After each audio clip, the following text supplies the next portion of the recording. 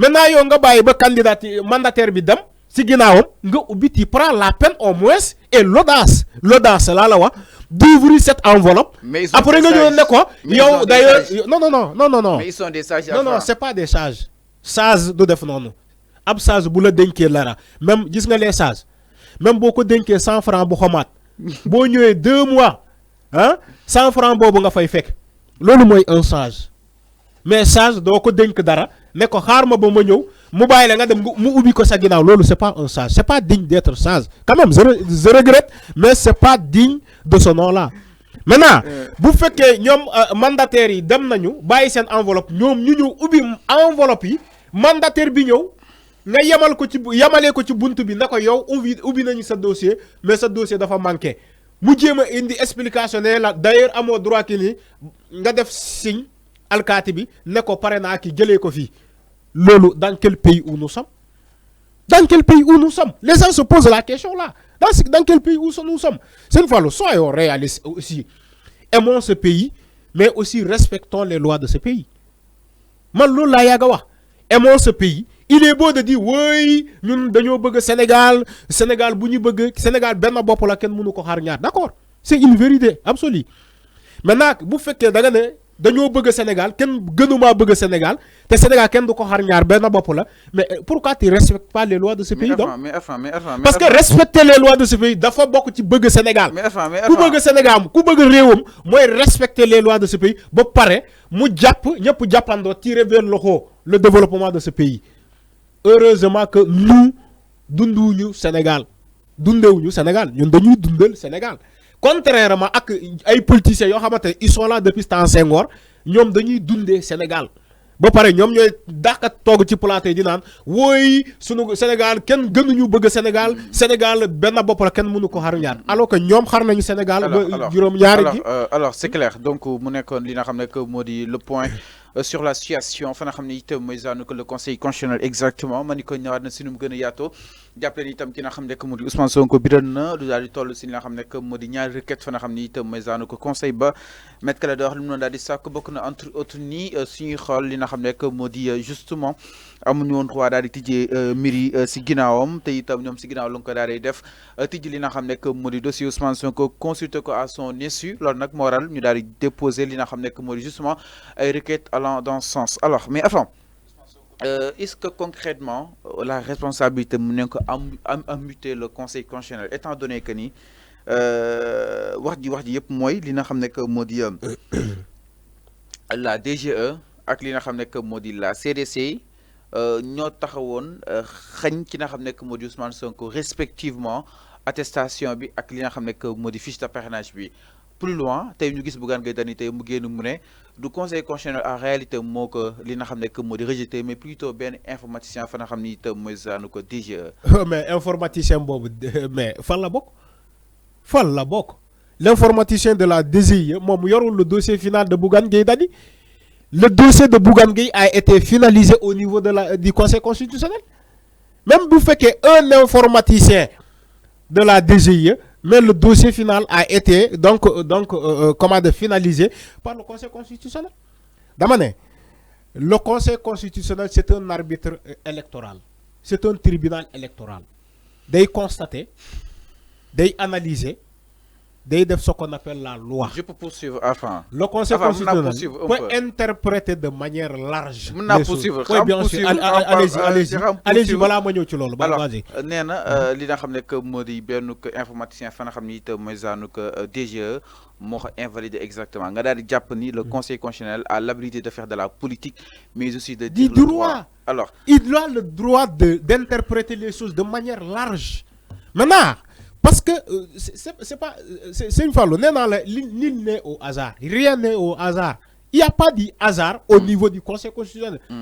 Hasard n'est qu'au feu. Parce que c'est un tribunal arbitral, ay documents la xam, ay dossiers la xam, ay kayit la xam. Mota mané la amul hasard nit taxaw ni ne man par hasard dañoo invalider sama candidature wala diw par hasard jall na. Non, il n'y a pas un hasard là-bas.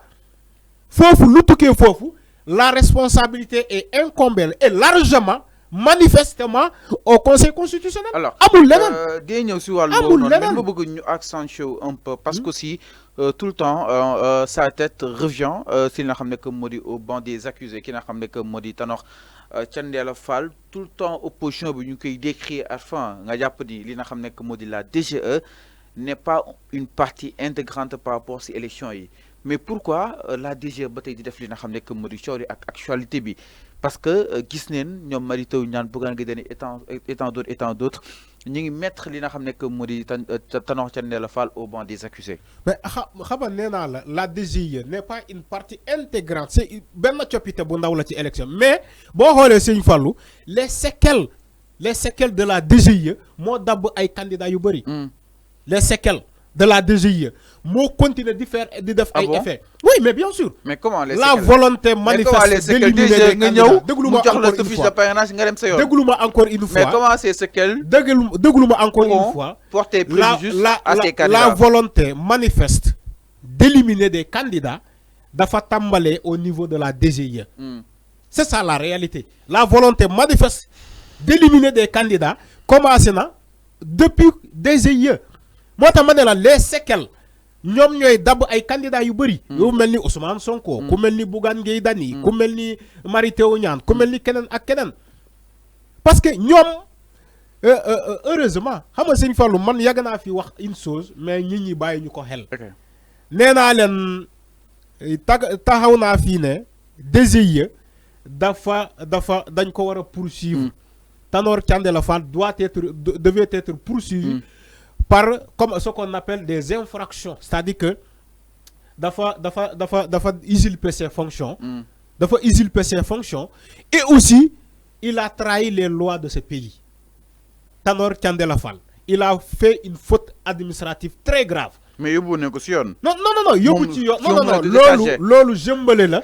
yóbbu nit ci yoon nii ba pare yoon woowu ko ça fait 2. porte nit plainte. mais peut-être yoon woowu ko ça fait 2. mais ñu ko doon seet avant non xaaral ma ñëw ma ne la Tanor Thiendella Fall laa wax. il a commis des fautes graves et ça c'est une volonté manifeste d'éliminer des candidats dès le départ. Auparavant les candidats ne savaient pas ni que loolu dina leen dabb au niveau du conseil constitutionnel yàgg naa ko fi wax. ñu ne non dossier bu xas je crois même mon co-débatteur Mamour mooy faral di dossier bu xasee bu dugg DGE c'est fini. conseil constitutionnel c'est fini. ma ne la non am na ay këyit yoo xamante ne dañuy ñëw si ginnaaw voilà il y aura des manquements yoo xamante ne DGE ne va pas pardonner ne va pas tolérer je crois même ça nous a suscité quand je dis que la DGE n'a pas de cœur. il ne tolère pas la DGE ne pardonne pas. Comment dire, le Conseil constitutionnel n'a pas de cœur, le Conseil constitutionnel ne pardonne pas.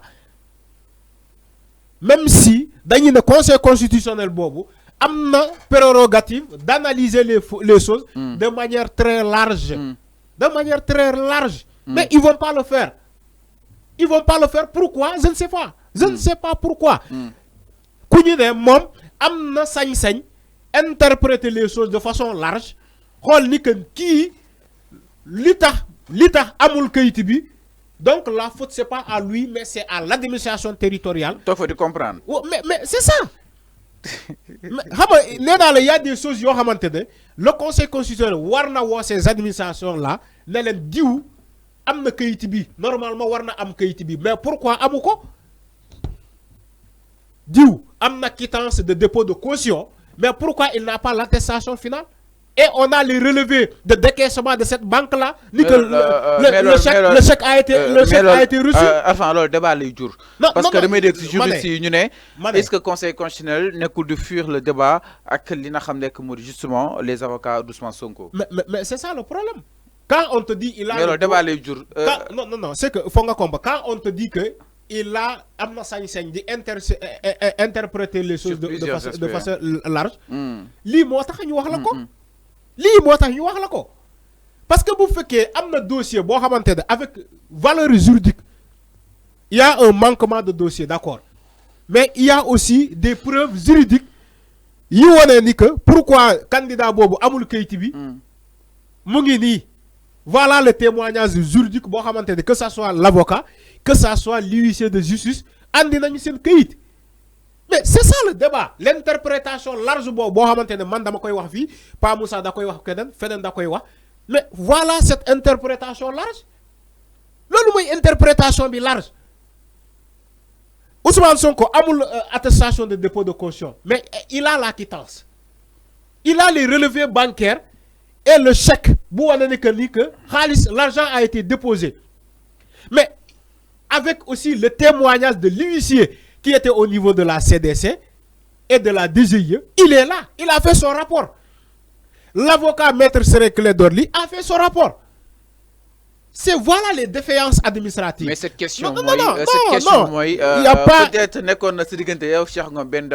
est-ce que le constat d'huissier pouvait être en substituant justement par rapport à l'absence justement de l'attestation? Est-ce que nous nous substituer? Est-ce que nous nous remplacer? C'est quoi lan moy njëriñu huissier ci réew ci mim réew constat voilà lan moy njëriñ huissier ci mim réew wax lan ñuko bu fekkee léegi da ngeen bëgg a léegi doyodal liggéeyu huissier wax leen ñu ko. non dañuy laaj.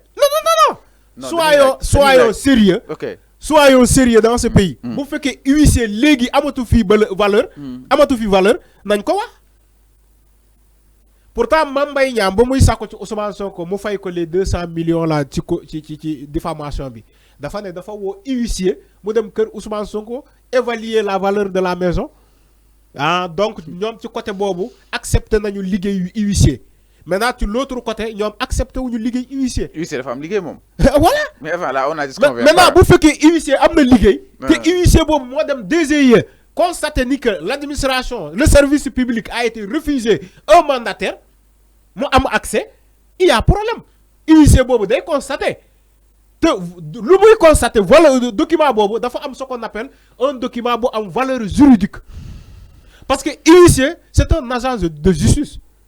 Huissier, vous devez CDC. Constatez que Ousmane Sonko a une quittance de dépôt de caution.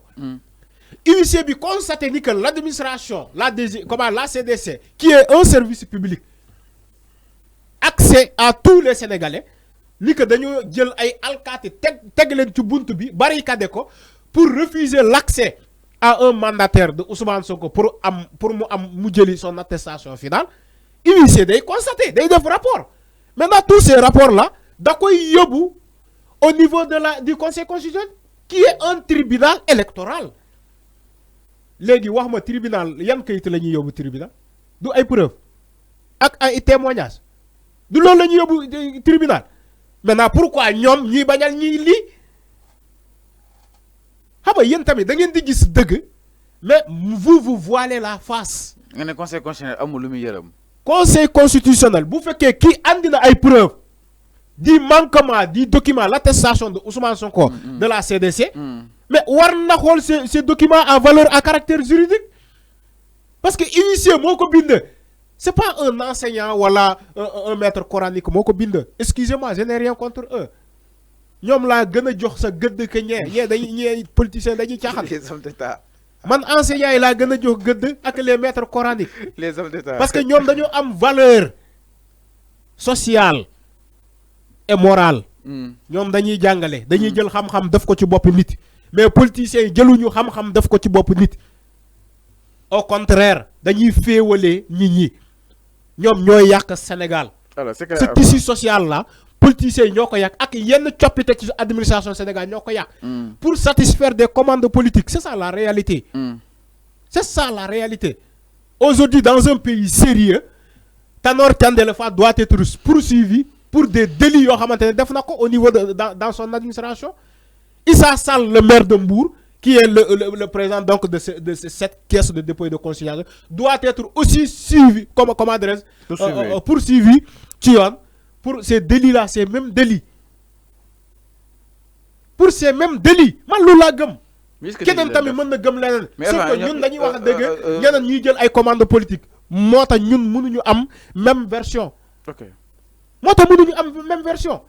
Nee naa la ñaari administration yooyu que ça soit CDC que ça soit DGIE, voilà les séquelles. Les problèmes qu'ils ont causés aux mandataires de ces candidats-là. ces problèmes là ñoo leen topp ba biir conseil constitutionnel. mais sànq ces problèmes là moo leen topp moo topp candidat yooyu ba biir conseil constitutionnel. alors que waroon demee nii. alors sànq da nga